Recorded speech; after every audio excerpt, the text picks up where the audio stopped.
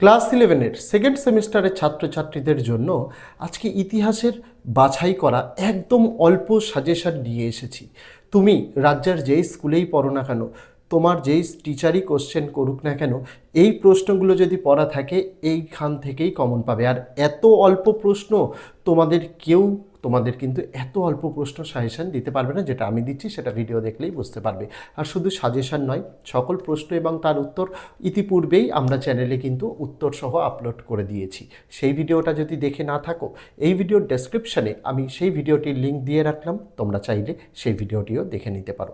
আমি এক প্রকার নিশ্চিত এখান থেকে পড়ে বিগত পরীক্ষাগুলোয় যেরকম তোমাদের 100% কমন দিয়েছি, ইতিহাসেও কিন্তু এর কোনো ব্যতিক্রম হবে না। তাই অনুরোধ থাকবে, ফেসবুক থেকে দেখে থাকলে আমাদের পেজটিকে ফলো করার জন্য, ইউটিউব থেকে দেখে থাকলে চ্যানেলটিকে সাবস্ক্রাইব করে দিয়ে পাশে থাকা বেল আইকনটিকে ক্লিক করে দেওয়ার জন্য, যাতে আগামী দিনে কোনো রকমের ভিডিও এবং আপডেটস তোমাদের আর মিস না হয়। তো চলো শুরু করা যাক আজকের ভিডিওটি।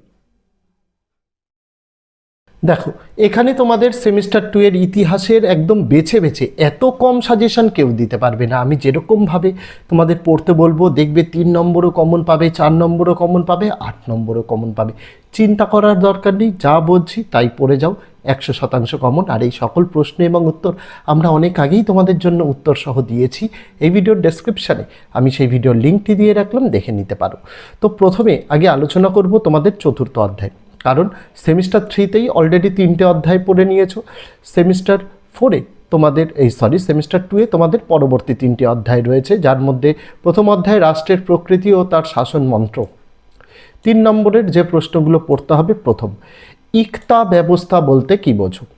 নেক্সট প্রশ্ন যেটা পড়তে হবে সেটা হচ্ছে মনসবদারি প্রথা বলতে কি বোঝো। নেক্সট প্রশ্ন, কৌটিল্যের অর্থশাস্ত্রে বর্ণিত রাজস্ব ব্যবস্থা সম্পর্কে সংক্ষিপ্ত আলোচনা করো। নেক্সট প্রশ্ন, অ্যাক্ট অফ সুপ্রিমেসি কি। নেক্সট প্রশ্ন, স্ট্র্যাটাপ কি। নেক্সট প্রশ্ন, ম্যান্ডারিন বলতে কি বোঝো। নেক্সট প্রশ্ন, সপ্তম হেনরি কে ছিলেন। নেক্সট প্রশ্ন, ম্যাকিয়াভেলির রাষ্ট্রদর্শনে কিভাবে রাষ্ট্র ও সরকারের স্বরূপ বর্ণিত হয়েছে।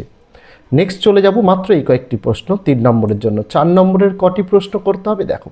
প্রথম প্রশ্ন, আধুনিক রাষ্ট্রচিন্তাবিদ হিসেবে নিকোলা ম্যাকিয়াভেলির রাষ্ট্রচিন্তা ব্যাখ্যা করো। নেক্সট প্রশ্ন, জন লকের রাষ্ট্র সম্পর্কিত ধারণাটি ব্যাখ্যা করো। নেক্সট প্রশ্ন, দিল্লির সুলতানি রাষ্ট্রের প্রকৃতি আলোচনা করো। নেক্সট প্রশ্ন, ধর্মাশ্রয়ী রাষ্ট্রের মূল বৈশিষ্ট্যগুলি কী কী। নেক্সট প্রশ্ন, বরণীর ফতোয়া ই জাহানদারিতে রাষ্ট্রনীতি সম্পর্কে কি ধারণা ছিল। নেক্সট প্রশ্ন, সপ্তম হেনরি প্রবর্তিত রাজবংশকে কেন নতুন রাজতন্ত্র বলা হয়। নেক্সট প্রশ্ন, মনসবদারি প্রথা প্রবর্তনের প্রধান উদ্দেশ্য কি কি ছিল।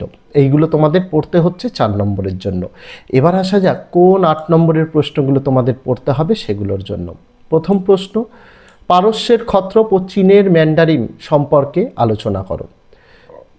নেক্সট প্রশ্ন, অর্থশাস্ত্রে কৌটিল্য রাষ্ট্রনীতি সম্পর্কে যে আলোচনা করেছেন তা ব্যাখ্যা করো।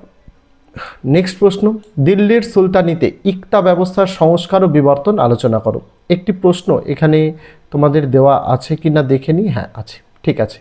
এই প্রশ্নগুলো করলেই তোমরা এই তোমাদের যে প্রথম অধ্যায়টি রয়েছে সেটা থেকে নিশ্চিন্ত থাকতে পারো। আবারও বলি, সকল প্রশ্ন এবং তার উত্তর ইতিপূর্বেই চ্যানেলে উত্তর সহ দেওয়া হয়েছে। এই ভিডিওর ডেসক্রিপশানে তার লিঙ্কটা দেওয়া রইল, প্রয়োজন হলে দেখে নিতে পারো। চলে যাব তার পরের অধ্যায় পরিবর্তনশীল ঐতিহ্যতে। এখান থেকে কিন্তু কোনো 8 নম্বর আসে না, শুধুমাত্র 3 নম্বর এবং 4 নম্বরের প্রশ্ন এখান থেকে পড়তে হবে। তো কোন 3 নম্বরগুলো পড়বে? প্রথম প্রশ্ন, শিল্প ও চিত্রকলায় রেনেসাঁস যুগের বৈশিষ্ট্যগুলি লেখো। নেক্সট প্রশ্ন, ষোড়শ শতাব্দীর ইতালীয় রেনেসাঁস বিজ্ঞান ও প্রযুক্তির ক্ষেত্রে কিরূপ প্রভাব ফেলেছিল। নেক্সট প্রশ্ন, ভক্তিবাদী আন্দোলনের সাধক হিসেবে গুরু নানকের অবদান কতখানি। নেক্সট প্রশ্ন, তৎকালীন সমাজের ওপর সুফিবাদ ও ভক্তিবাদের প্রভাব লেখো। নেক্সট প্রশ্ন, শিল্পকলায় লিওনার্দো দা ভিঞ্চি এর ভূমিকা লেখো। নেক্সট প্রশ্ন, ইউরোপের নবজাগরণের কারণ কী ছিল। নেক্সট প্রশ্ন, অষ্টাদশ শতাব্দীর নবজাগরণের সীমাবদ্ধতা কী কী ছিল। নেক্সট প্রশ্ন, কনফুসীয়বাদের 3টি তাত্ত্বিক নীতি লেখো। নেক্সট প্রশ্ন, তাওবাদ বলতে কি বোঝো। এই 3 নম্বরগুলো এখান থেকে পড়তেই হচ্ছে। তারপরে চলে যাব যে 4 নম্বরের প্রশ্নগুলো পড়তে হবে তার দিকে। প্রথম প্রশ্ন, ইতালিতে রেনেসাঁস কেন ঘটেছিল? নেক্সট প্রশ্ন, ক্রুসেড এর কারণগুলি আলোচনা করো। নেক্সট প্রশ্ন, সুফিবাদ কাকে বলে? এর বৈশিষ্ট্যগুলি আলোচনা করো। নেক্সট প্রশ্ন, ভক্তিবাদের গুরুত্বগুলি লেখো। নেক্সট প্রশ্ন, কনফুসিয়াস কে ছিলেন? একই সাথে কনফুসীয়বাদের মূল ধারণাগুলি কি কি? নেক্সট প্রশ্ন, ইউরোপে ধর্ম সংস্কার আন্দোলনের কারণগুলি আলোচনা করো। নেক্সট প্রশ্ন, ইউরোপে ধর্ম সংস্কার আন্দোলনে মার্টিন লুথারের অবদান আলোচনা করো। খুব ইম্পর্টেন্ট প্রশ্ন এটি। নেক্সট প্রশ্ন, মধ্যযুগে ভারতে ভক্তি আন্দোলনের প্রধান বৈশিষ্ট্যগুলি কী ছিল? নেক্সট প্রশ্ন, টিকা শিন্টো ধর্ম, এটা পড়তেই হবে। ঠিক আছে, তো পঞ্চম অধ্যায় থেকে এই প্রশ্নগুলো 3 এবং 4-এর জন্য তোমাদের সকলকেই কিন্তু রেডি করে রাখতে হচ্ছে। চলে যাব শেষ অধ্যায় দিগন্তের প্রসারের দিকে। এখান থেকে যে 3 নম্বরগুলো পড়তে হবে, প্রথম প্রশ্ন, জ্যোতির্বিজ্ঞানের 3টি ফলাফল উল্লেখ করো।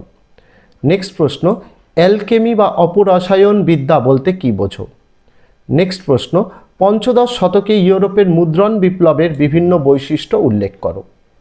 নেক্সট প্রশ্ন, কোপার্নিকাস বিপ্লব বলতে কী বোঝো? নেক্সট প্রশ্ন, আধুনিক জ্যোতির্বিজ্ঞানের জনক কাকে কেন বলা হয়? নেক্সট প্রশ্ন, মহাবিশ্বের সৌরকেন্দ্রিক তত্ত্ব বলতে কী বোঝো? নেক্সট প্রশ্ন, ম্যাগেলান কেন বিখ্যাত? তারপরের প্রশ্ন, পঞ্চদশ শতকে নতুন বিশ্ব বলতে কী বোঝো? 3 নম্বরের লাস্ট প্রশ্ন, মুদ্রণ বিপ্লব কি? এই 3 নম্বরের প্রশ্ন উত্তরগুলো পড়তেই হচ্ছে। এবার এখান থেকে যে 4 নম্বরের প্রশ্নগুলো পড়তে হবে। প্রথম, ইউরোপে মুদ্রণ বিপ্লবে আরবদের অবদান কী ছিল? নেক্সট, ইউরোপে মুদ্রণ ব্যবস্থার সূচনা কিভাবে হয়েছিল? নেক্সট, আধুনিক মুদ্রণের বিকাশে গুটেনবার্গের অবদান কী ছিল? নেক্সট, আধুনিক জ্যোতির্বিদ্যার অগ্রগতিতে গ্যালিলিও গ্যালিলেই এর অবদান আলোচনা করো। নেক্সট প্রশ্ন, ভাস্কো দা গামার ভৌগোলিক আবিষ্কারের বর্ণনা দাও। এই 4 নম্বরের প্রশ্নগুলোও পড়তে হবে। এখান থেকে 8 আসে। 8-এর কোন প্রশ্নগুলো পড়তে হবে? দেখো, প্রথম প্রশ্ন, ভৌগোলিক আবিষ্কারের পটভূমি লেখো, এর গুরুত্ব আলোচনা করো। নেক্সট প্রশ্ন, ভৌগোলিক অভিযানে ভাস্কো দা গামা ও বার্থোলোমিও দিয়াজের ভূমিকা আলোচনা করো। নেক্সট প্রশ্ন, ভারতে জ্যোতির্বিজ্ঞান চর্চা সম্পর্কে কি জানো? সূর্যকেন্দ্রিক বিশ্ব ব্রহ্মাণ্ড, এটা বিশ্ব ব্রহ্মাণ্ড হবে, সম্পর্কে কোপার্নিকাসের মতামত আলোচনা করো।